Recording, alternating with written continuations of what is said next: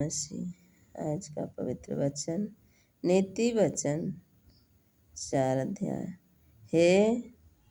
हे मेरे पुत्रों, पिता की शिक्षा सुनो और समझ प्राप्त करने में मन लगाओ, क्योंकि मैंने तुमको उत्तम शिक्षा दी। मेरी शिक्षा को न छोड़ो। देखो, मैं भी अपने पिता का पुत्र था और माता का अकेला दुलारा था, और मेरा पिता मुझे यह कहकर सिखाता था, तेरा मन मेरे वचन पर लगा रहे। तू मेरे आज्ञाओं का पालन कर, तब जीवित रहेगा। बुद्धि को प्राप्त कर, समझ को भी प्राप्त कर। उनको भूल न जाना, न मेरी बातों को छोड़ना। बुद्धि को न छोड़, वह तेरी रक्षा करेगी। उससे प्रीति रख, वह तेरा पहरा देगी। बुद्धि श्रेष्ठ के इसलिए इसकी प्राप्ति से के लिए यत्न कर। जो कुछ तू प्राप्त कर, उसे प्राप्त तो कर, परंतु समझ की प्राप्ति यत्न घटने न पाए। उसकी बड़ाई वह तुझको बढ़ाएगी। वह तू उससे लिपट जाए तब वही तेरी महिमा करेगी। वह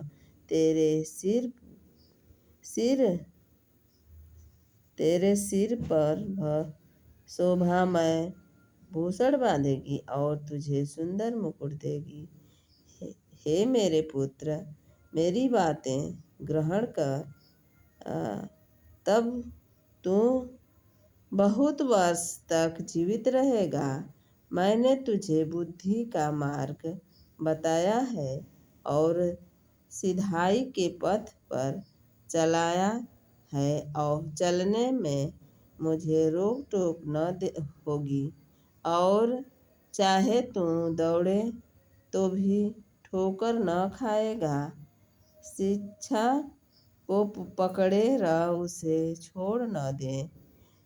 उसकी रक्षा कर, उसकी वही तेरा जीवन। दुष्ट की राह में पाँव न रखना और न बुरे लोगों के मार्ग पर चलना। उसे छोड़ दे, उसके पास से भी न चल। उसके निकट से मुड़कर आगे बढ़ जा, क्योंकि दुष्ट लोग यदि बुराई न करे तो उसकी नींद नहीं आती, और जब तक वे किसी को ठोकर न खिलाए, तब तक उन्हें नींद नहीं मिलती। वे तो दुष्टता से कमाई पर रोटी खाते और उपद्रव के द्वारा पाया हुआ दाख मधु पीते हैं। परंतु धर्मियों की चाल उस चमकती हुई ज्योति के समान है, जिसका प्रकाश दोपहर तक अधिक बढ़ता रहता है। दुष्ट का मार्ग घोर अंधकारमय है, के नहीं जानते कि वे किस से ठोकर खाते हैं। हे मेरे पुत्र, मेरे वचन ध्यान धर के सुन और अपना कान मेरी बातों पर लगा। जिनको अपनी आँखों की ओट न होने दे, वरन अपने मन में धारण कर, क्योंकि जिनको प्राप्त होती है वे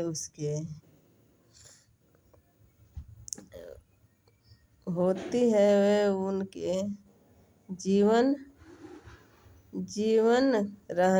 जीवित रहने का और उनके सारे शरीर के चंगे रहने का कारण होती है। सब उस अधिक अपने अधिक अपने मन की रक्षा कर, क्योंकि जीवन का मूल स्रोत वही है।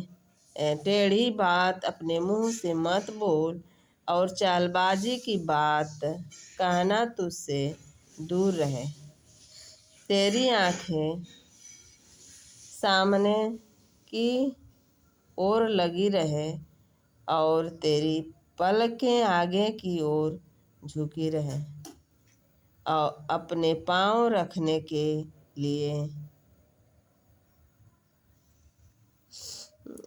मार्ग का समान कर, और तेरे मार्ग ठीक रहे। आमीन।